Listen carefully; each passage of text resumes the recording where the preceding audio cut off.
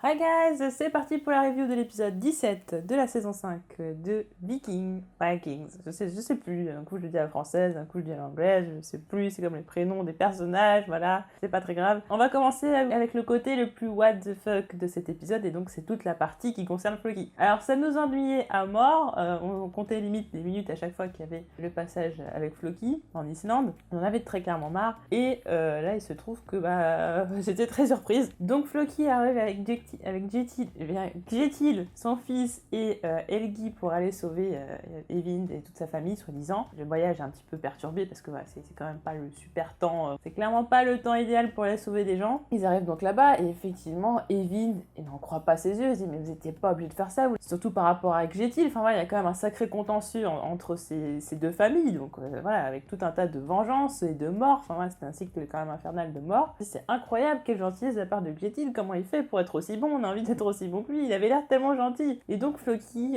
prend un petit peu l'air et il dit bah ouais, c'est génial, j'ai enfin réussi à faire ce que je voulais, c'est-à-dire à instaurer une paix dans cette communauté. Et donc ça va pouvoir permettre de créer une civilisation sur ces terres qui va être en paix, clairement, et qui donc aura un avenir, sauf qu'en fait il n'en est rien, ça tourne complètement au délire à un moment donné, donc Jetil se retourne. Et là franchement je me dis mais qu'est-ce que c'est que ce bazar? Et en fait, et même à ce moment-là, alors autant d'habitude j'ai l'habitude de voir arriver les trucs, et autant quand Jetil se retourne, je me dis il y a une couille dans le pâté, ça c'est sûr, mais je veux dire j'ai pas vu venir le fait qu'il allait se venger. Je me suis dit il y a un truc, je sais pas, peut-être qu'il va leur faire la misère, mais de là à les tuer, je pensais pas. Franchement, il avait tellement bien joué son rôle. Et en plus, il est très très effrayant. Qu'est-ce que c'est que ce délire? Et donc, ils se mettent à tuer la plupart de la famille déjà, et ensuite gardent Eyvind et Helgi, très clairement pour souffrir le plus possible. En tout cas, Eyvind, c'est vraiment pour qu'il voit toute sa famille mourir et qu'il voit vraiment de quoi il est responsable. Alors qu'en plus, quelques minutes avant, ils étaient en train de se prendre dans les bras, donc on sentait que finalement, Eyvind aurait très probablement pu réellement changer. Il dit à Floki, oui, tu vois, finalement, t'avais raison, on a bien changé. Alors, ça aurait pu être un stratagème, et du coup, on était plus partis, je pense, dans l'optique qu'effectivement, ils allaient sauver la famille d'Eyvind et que le cycle infernal de vengeance allait reprendre son cours, que Eyvind allait se venger du fait que Floki avait clairement banni des terres. Et en fait, non, il se passe tout l'inverse. Et là, j'ai trouvé ça super ingénieux. Mais enfin, je veux dire, vous avez fait 50 000 épisodes qui étaient chiants pour un seul moment assez grandiose, assez incroyable, quoi. Qui était celui-là, qu'il fallait quand même s'accrocher pour regarder ça. Et donc, Jetil a joué le gentil pendant tout ce temps. J'ai jamais vu à un moment donné une once de perversité, de sadisme, je sais pas, de folie. Parce qu'au final, le mec, il a tellement subi de mort, devenu ivre de vengeance. D'ailleurs, il a dit, ma seule motivation, c'est la vengeance. Et ça rigole vraiment pas. Et j'aime bien ce moment où justement Eyvind se dit mais j'aurais dû le savoir en fait, tu faisais trop gentil. En fait c'est un peu le téléspectateur qui se dit ça, là. Ce que dit Eyvind c'est clairement ce que pense le téléspectateur à ce moment-là. Ce que j'ai pensé c'est bah ouais en fait il était trop gentil, j'aurais dû le voir venir. J'aurais dû voir venir que finalement c'était trop bien pour être vrai en fait. Ce qui était bien joué aussi, c'est que le trailer jouait sur le fait que c'était plutôt la famille d'Eyvind et notamment sa femme qui allait poser problème et tout. Du coup, j'étais vraiment dans cette optique que ça allait être l'inverse. Et là, j'étais très bluffée. Franchement, chapeau par rapport à ça. Et donc, pas mal de questions se posent. Est-ce qu'ils vont tuer Helgi? Est-ce qu'ils vont tuer Floki? Parce que Floki se retrouve quand même otage de tout ça, lui qui était si content et qu'en plus, elle a ramené de l'alcool pour fêter ça et tout. Et là, il déchante complètement. Helgi se sent terriblement coupable parce qu'en fait, il a tout simplement amené le loup à la bergerie, très clairement, il a fait entrer le loup dans la bergerie. Il était vraiment parti dans l'optique de sauver tout le monde, parce qu'en fait, quoi qu'il arrive, ça aurait pas pu bien tourner, c'est-à-dire que soit il restait là-bas, et dans ces cas-là, ils allaient tous mourir, mais à petit feu, très lentement, soit, effectivement, la famille de Jetil allait les tuer. Donc dans tous les cas, je veux dire, leur sort, il pouvait pas être très très bon, il y avait Helgi, à la limite, qui aurait pu se sortir de tout ça. Sauf que ça n'est pas le cas. Donc Jetil va commencer par tuer Eyvind qui n'a pas peur de la mort, de toute façon, lui, il a très clairement compris son sort, et il sait très clairement ce qui va lui arriver sans aucun doute, et en tout cas il ne se démonte pas jusqu'à la fin, il dit qu'il n'a pas peur, il lui crache dessus en plus. Et il y en a un Jetil qui en plus fait un chant, une espèce de chant mortuaire, je sais pas trop ce que c'est comme chant, mais c'est très effrayant. Déjà il a les yeux écarquillés, il a un aspect de personnage de film d'horreur, enfin vraiment il est très très flippant. Dans cet épisode il a très clairement le rôle du faucheur, hein, c'est lui qui va aller faucher les âmes, et avec son chant mortuaire, enfin il n'y a rien de pire qu'en fait de savoir qu'on va mourir. En plus le mec qui est en train de chanter sur ça, on se dit mais est-ce que finalement Jetil il a pas perdu perdu l'esprit face à la douleur de perdre autant de proches. Je pense que c'est ça qui est arrivé et du coup il fallait pour équilibrer la balance qu'il tue donc les personnes qui sont responsables de la mort de personnes de sa famille. Et le problème c'est que jusqu'à la fin on espère que Helgi va y échapper. On a un espèce d'espoir, surtout qu'à un moment donné on a quand même le fils de Gjetil qui le fait rentrer dans l'abri et donc on se dit bon bah ça va, peut-être qu'il va être sauvé, mais tout en ayant quand même un petit doute parce que la situation dégénère tellement qu'il peut se passer maintenant n'importe quoi, même Floki peut y passer. Floki et Helgi discutent, effectivement Floki fait comprendre qu'il a discuté avec Gjetil et que Gjetil est au courant que Helgi n'a rien fait. Et je pense que le pire moment c'est quand même quand Helgi dit qu'il ne veut pas mourir, qu'il veut vivre, et on sent très bien que son destin n'est pas du tout entre ses mains, que quoi qu'il dise, quoi que Floki dise, ce n'est pas l'un ou l'autre qui prend la décision finale, c'est Gjetil. Et donc le moment où le fils de Gjetil lui dit de sortir de l'abri, on sent le regard coupable de Floki qui dit je peux rien faire en fait, j'ai essayé, j'ai plaidé en ta faveur, j'ai fait ce que je pouvais, mais là je suis maître de rien, je suis tout seul face à eux, je ne peux rien faire, je ne peux rien faire pour t'aider. Helgi qui comprend son sort, le chant qui l'amène vers la mort, qui est quand même...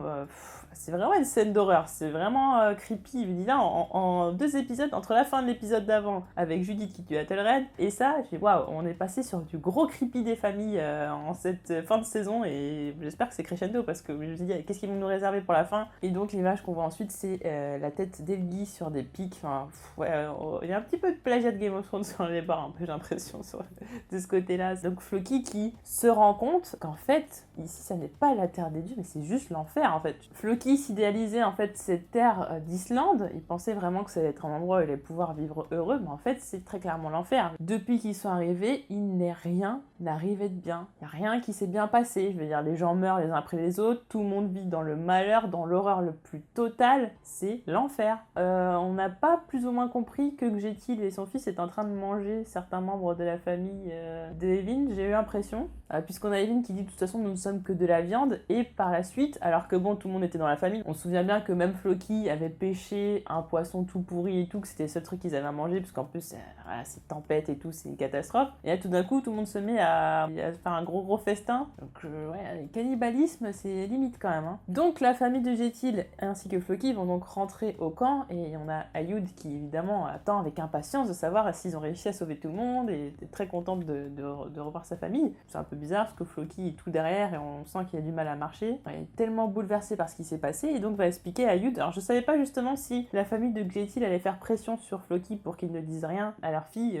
Au final, bon, ça c'est... Ils ont coupé le suspense très vite puisque Floki va tout répéter. Évidemment, Ayud le prend mal. Et évidemment qu'on s'y attend qu'elle va aller se suicider. Je veux dire, ça c'était sûr. Je veux dire, à partir du moment où je l'ai vue pleine d'espoir voir sa famille et tout, elle qui est si candide, si gentille et tout, je savais directement quoi, savoir un truc comme ça, elle pourrait pas vivre avec et qu'elle se suiciderait. Et Ayud, du coup, ça restait la seule personne qui donnait de l'espoir à Floki et pour qui il a un attachement particulier. Je pense qu'il la considérait un petit peu comme sa fille, et elle se suicide à l'endroit même où Floki pensait avoir vu les dieux. Donc c'est quand même assez ironique par rapport à ça, c'est assez terrible. Et de se dire, maintenant que Floki a compris qu'effectivement, en plus Ayud fait bien comprendre qu'elle n'avait pas vu les dieux, lui était pas sûr de les avoir vus, il pensait peut-être être en proie à la folie, donc il se dit mais en fait il n'y a aucun dieu sur cette terre, c'est tout simplement l'enfer, c'est vraiment là où il se passe les choses les plus terribles, on n'aurait jamais dû venir ici, et il va être pris de remords. Alors maintenant qu'il reste plus grand monde et que Floki a perdu son dernier espoir, la question c'est qu'est-ce qui va se passer? D'ailleurs bon, en tout cas, Gjetil a fini sa vengeance. Est-ce qu'ils vont quand même pouvoir bâtir une civilisation derrière ça? Enfin, je veux dire, on part quand même sur des bases qui sont assez terribles. C'est la pire civilisation qu'on puisse créer parce que c'est la pire base qui soit. Et puis surtout, Floki, est-ce qu'il aura encore envie de vivre? Toutes les personnes avec qui il a un peu d'attachement, finalement, finissent par mourir, et tous ses espoirs de créer une communauté, une nouvelle communauté sur une nouvelle terre,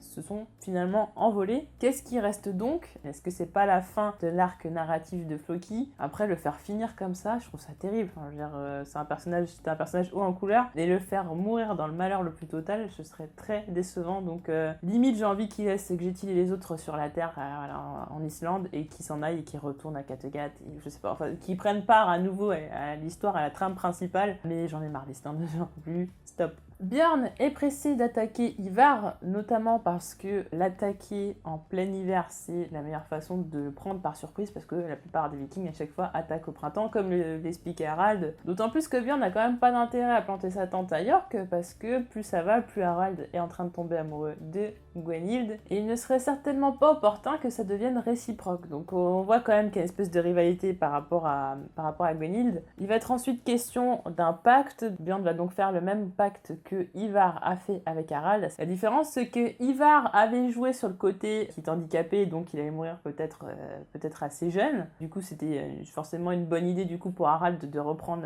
sa succession. Et là, Björn joue sur le fait qu'effectivement, il y a Gwenhild en jeu. Il y a un petit intérêt derrière, mais c'est vrai que Björn, il n'est pas quand même pas prêt de mourir tout de suite. Est-ce que par la suite, Harald le planifierait de le tuer? C'est possible, d'autant plus qu'il va directement voir Gwenhild pour lui faire comprendre qu'il est amoureux d'elle. D'ailleurs, il s'est bien souvenu des paroles qu'elle avait lorsqu'ils allaient dans le Wessex, et qu'il y avait encore son mari qui était en vie, mais elle le fait comprendre, elle fait maintenant j'ai changé. À l'époque, j'étais une femme différente, donc ce que j'ai dit ne vaut peut-être plus maintenant, mais elle laisse quand même une petite ambiguïté, voilà, elle lui laisse une petite porte ouverte, et en même temps, elle n'est pas complètement d'accord, en faisant comprendre que ça lui plairait bien d'être reine, elle joue un peu avec lui, donc du coup se pose la question, est-ce qu'elle est vraiment sincère après avec Björn? On a l'impression, mais peut-être qu'elle va l'utiliser, Harald, peut-être justement à l'avantage de Björn, ça serait génial, mais peut-être que aussi elle s'assure peut-être 2 trônes potentiels, je sais pas. Björn vit donc son énième romance, hein, je les compte plus, je me souviens même plus combien il y en a, mais voilà, d'ailleurs même lui il les compte plus, il dit j'ai tellement de conquêtes, tellement de femmes, je ne sais plus, je m'en rappelle plus, mais on apprend qu'il les a pas aimées.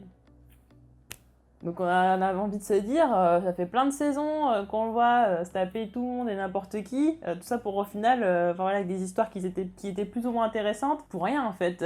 Voilà, t'es en train de nous dire ça en fait, c'est ça. Et donc Gwenhild serait la seule personne dont il a été vraiment amoureux parce qu'elle l'impressionne. C'est surtout ça en fait. Elle est fascinante, elle l'impressionne, et c'est vrai que j'aime bien ce personnage parce qu'elle a ce côté vraiment très guerrière, tout ça, enfin voilà, une femme très très costaud, voilà, limite garçon manqué, et à côté, elle prend soin d'elle, elle est belle, enfin voilà, elle a une beauté singulière, et du coup j'aime bien qu'on joue entre ces deux côtés, c'est-à-dire que la journée c'est une guerrière et le soir c'est une séductrice, voilà, une charmeuse de serpent, je sais pas trop, mais j'aime bien du coup cette idée, mais ça rappelle un petit peu aussi Lagertha, donc je pense que c'est ça, je pense que ce qui lui plaît c'est qu'elle lui rappelle peut-être sa mère, c'est un peu glauque, mais bon, ça c'est une genre de base en psychologie, c'est que souvent essayer de retrouver quelqu'un qui ressemble pour un homme à sa mère et pour une femme à son père. Et être autant amoureux comme ça, c'est très dangereux parce que autant quand il était pas amoureux, il avait forcément l'ascendant sur les femmes qu'il avait, autant quand il est vraiment amoureux, c'est plutôt l'inverse, surtout qu'il a peur de lui demander si elle l'aime, et elle répond qu'à demi-mot en disant oui, que ces mots lui vont droit au cœur, etc. Et puis ensuite, bon, ils vont coucher ensemble. On sent qu'elle a forcément, elle ressent l'attirance envers lui, mais est-ce que pour autant ça veut dire qu'elle est amoureuse de lui? C'est pas trop sûr, donc finalement elle peut faire un petit peu ce qu'elle veut de Björn et d'Harald, et ça peut donner des situations complètement loufoques, surtout ça va donner encore une rivalité, encore une raison à Harald de détester l'un des enfants de Ragnar, décidément. Je pense quand même qu'elle est sincère avec Björn, mais j'en suis vraiment pas certaine, donc à surveiller. Ivar veut réformer Kattegat et veut que seuls les gens dont il a confiance puissent voter par rapport à tout un tas de choses, par rapport aux lois, par rapport à la justice, et qu'il est de son devoir ainsi qu'à ces personnes-là de déceler qui sont les traîtres, et que les traîtres peuvent être des voisins, des personnes de la famille, voire même des frères. Et en regardant Hvitserk se sent évidemment tout de suite visé. Ivar a réussi à vraiment laver le cerveau de tout le monde, ça on l'avait bien compris, au point que maintenant il se fait passer pour le protecteur de Kattegat, que tout le monde dit que c'est l'ennemi alors que lui veut le bien de la population, et que donc tous les autres sont des ennemis et veulent détruire Kattegat. Ivar a remarqué que Hvitserk avait trouvé une compagne, on a l'impression que Ivar il aime pas en fait quand Hvitserk est heureux ou il arrive quelque chose de bien, il a forcément envie de lui prendre, et d'ailleurs il a pas aimé du tout la façon dont il a regardé, il se méfie beaucoup de son frère, de toute façon il est déjà un peu paranoïaque sur les bords, mais là encore plus, et songe donc à tuer son frère, sachant que de toute façon il l'a déjà fait, pourquoi pas le refaire, et étonnamment c'est quand même Freydis qui va le dissuader, pourquoi? Bon, en même temps c'est trop de problèmes pour pas grand chose, et d'ailleurs Freydis va avoir une question intéressante, c'est est-ce que tu ne préfères pas plutôt être aimé plutôt que d'être craint? Ivar répond qu'il ne sait pas, et c'est intéressant parce que je suis lui, donc l'acteur qui est Alex Hoganderson, j'ai réussi à bien le prononcer, j'ai l'impression. Et sur Instagram, il expliquait qu'effectivement, pour se préparer au rôle d'Ivar, pour vraiment bien le comprendre, il avait lu Le Prince de Machiavel, qui parle de figures emblématiques du XVIe siècle. D'ailleurs, c'est un livre que je dois acheter depuis déjà des années, que j'ai toujours pas acheté, il faut absolument que je le lise. Et justement, dans son Instagram, il disait donc que Machiavel se posait donc la question dans ce livre, quelle est la meilleure façon de régner? Est-ce que c'est le règne par l'amour ou le règne par la peur? Que souvent, la plupart des gens veulent les deux, mais que c'est plus facile du coup d'être craint que d'être aimé. Et c'est vrai que c'est un petit peu autour de ça que tourne Ivar, parce que il s'est toujours senti rejeté, donc il a toujours eu envie d'amour. L'amour, c'est sa mère et Freydis qui le lui donne. Et on voit que quand on lui donne beaucoup d'amour, il en donne beaucoup en retour, mais par contre, voilà, quand il se méfie, quand il n'a pas confiance, c'est vraiment tout le contraire. Et donc dans ces cas-là, il préfère très clairement montrer les crocs et se faire craindre pour être sûr que personne ne va le trahir. Donc son côté paranoïaque fait effectivement qu'il devient quelqu'un de sadique, quelqu'un de méchant, alors que c'est quelqu'un qui au fond a quand même beaucoup besoin d'amour, qui a besoin d'être accepté, qui a besoin d'être respecté. Et comme il n'arrive pas à avoir tout ça de façon normale, il a peut-être pas ce côté diplomate, il est obligé de faire des choses qui lui font peur. Et notamment c'est pour ça aussi qu'il pense à tuer son frère, parce que tuer son frère ferait peur à beaucoup de gens. On sent que tout comme avec Margaret, Ivar ne veut pas laisser Witserk dans les parages comme ça, il sait pas de quoi il est capable, il a peur, et donc va lui rendre visite dans la nuit, surprendre Witserk et lui dire que tout et n'importe quoi peuvent arriver dans son sommeil, qu'il n'est pas en sécurité et qu'il n'a pas à rester. D'ailleurs, l'envoyer en voyage diplomatique, c'est tout simplement une bonne façon de l'éloigner tout en se rendant utile, parce qu'il trouve qu'il ne se rend pas utile, qu'il fait pas partie du pouvoir. Il a très bien compris qu'il n'était pas à ses côtés.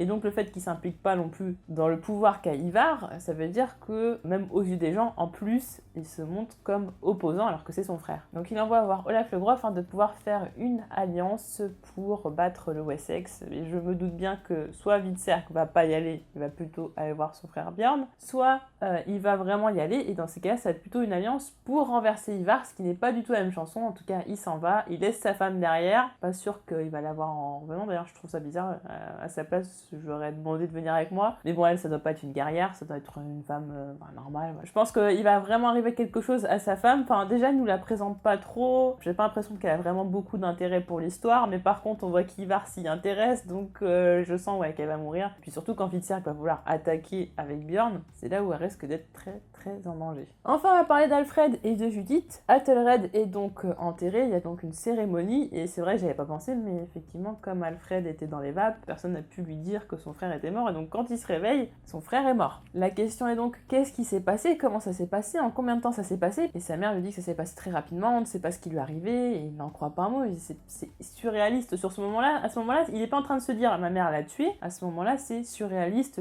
Comment en si peu de temps il a pu se passer autant de choses, je ne comprends pas. Et Judith à ce moment-là pleure, parce que je pense qu'elle est vraiment triste à ce moment-là, mais par la suite, mon Dieu, ce cœur de pierre, mais j'adore ce personnage, je trouve ça vraiment dommage que vous l'appréciez pas, parce que justement, on peut pas avoir que des gentils tout le temps et avoir une méchante. Elle est méchante et en même temps, quelque part, elle a pas trop tort dans certaines choses qu'elle dit ou qu'elle fait. C'est-à-dire, pour l'époque, c'était pas du tout la même époque que maintenant. Et effectivement, moi je pars du principe qu'Athelred aurait de toute façon tué son frère. Et elle s'en remet très vite. D'ailleurs, même la femme d'Athelred, de toute façon, qui était son ennemie dans tous les cas à elle vient chez elle, fait ses bagages, merci, au revoir, tu t'en vas, tu trouves un autre mari, tu fais ce que tu veux, mais moi je veux plus te voir, c'est plus mon problème. Et la femme qui est pas si bête et qui comprend que sa mère en a rien à faire que son fils soit mort. Enfin, je veux dire, si elle passe vite à autre chose, c'est déjà, faut faire les bagages, faut faire d'autres préparatifs, on passe à autre chose, next. Et là, c'est là où je trouve ça un peu pas crédible, dire au moins que ça pas trop triste, d'accord. De là à ce que la femme ait compris que Judith ait tué son fils, je trouve ça un peu gros, surtout que la femme en question n'en a rien à faire, donc même si elle avait compris, qu'est-ce qu'on en a à faire? Je doute qu'on la revoie par la suite. Puis Judith va, et ça c'était la question que je me posais, est-ce qu'elle allait vraiment l'avouer à Alfred ou pas? Et puis au final, ils dînent ensemble, et quand ils dînent ensemble et qu'effectivement Alfred dit pourquoi on est juste tous les deux, on comprend qu'elle a certaines choses à lui dire. Elle explique qu'en son absence, elle a eu à s'occuper de son frère. S'occuper, c'est pas quelque chose quoi, enfin c'est l'emploi du mot est quand même assez spécial. Et surtout, je pense qu'Alfred fait vraiment semblant de ne pas avoir compris ce qu'elle voulait dire, mais il a très bien compris, c'est juste qu'il se laisse encore quelques secondes pour digérer l'information, mais il a compris ce qu'insinuait sa mère, et elle va donc expliquer qu'elle a empoisonné son fils. Enfin voilà, elle donne quand même les détails quoi. Elle aurait pu juste dire je l'ai tué, mais là dire j'ai empoisonné, enfin là dans la tête d'Alfred c'est non seulement tu l'as tué, mais en plus de la façon, une des façons les plus douloureuses possibles, enfin vraiment à ce point-là. Elle va encore une fois justifier son acte parce que c'est la seule façon d'essayer d'avoir peut-être un peu l'empathie d'Alfred, le fait qu'il comprenne ne serait-ce qu'un tout petit peu pourquoi sa mère a fait ça, et d'expliquer, là par contre sans donner de détails, que de toute façon son frère le prenait pour un usurpateur, qui n'aurait jamais accepté qu'il soit roi à sa place, et qui de toute façon serait de tous les complots possibles. Enfin, elle en rajoute quand même, hein. Peu importe le complot qu'il y aurait eu, il en aurait fait partie, ou il aurait cherché les complots, enfin voilà, en gros, peu importe ce qu'il pouvait faire contre toi, il l'aurait fait, enfin voilà, elle en rajoute quand même un petit peu, en disant ensuite que même s'il avait confessé et qu'il s'était excusé, qu'elle a constaté que finalement, il n'avait pas changé d'avis et qu'il en serait ainsi. Alors Alfred, qui lui est contre ce genre de choses, enfin voilà, faire du mal aux gens,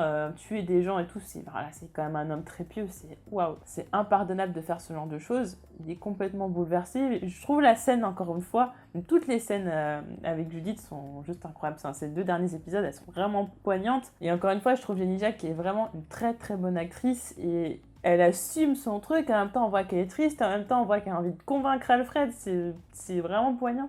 Et Alfred qui est totalement bouleversé. Et bon, à un moment, où il renverse la table. Par contre, moi, j'y ai cru moyen quand même. Je pense que ça aurait pu faire plusieurs prises et ça aurait dû refaire plusieurs fois parce que j'ai pas trouvé cette partie-là convaincante. Mais par contre, Judith, incroyable encore une fois. Et au lieu de laisser son fils faire son deuil, déjà, c'était toute une partie de tristesse. Enfin, voilà, après, il allait y avoir de la colère, de l'acceptation, tout ça, de faire toutes ces étapes de deuil. Elle est directement dessus, c'est comme je disais, c'est comme une louve. Hein. Enfin, elle est prête à tout pour sauver son fils, au point même de le brusquer, d'être obligée de le secouer un peu, en fait, parce que elle lui fait comprendre que si elle a tué Athelred elle-même, c'est parce que Alfred n'était pas capable de le mettre hors d'état de nuire. Et ce qu'elle lui fait comprendre, c'est que si j'ai fait ça, c'est parce que toi, tu n'as pas été capable de le faire. Et le problème, c'est que moi, je ne serai pas toujours là, et que si tu veux survivre, il va falloir faire des choses horribles, des choses qui sont contre la morale, mais tu n'as pas le choix parce que dans le monde dans lequel on vit, il n'y a que de cette façon que tu pourras survivre. Mais voilà, elle lui dit d'une façon tellement brute, et encore une fois, elle va passer pour la méchante, mais mettons-nous dans le contexte. Son fils aurait pu se faire tuer par son propre frère, son fils qui est destiné, elle le sait, à un brillant avenir et qui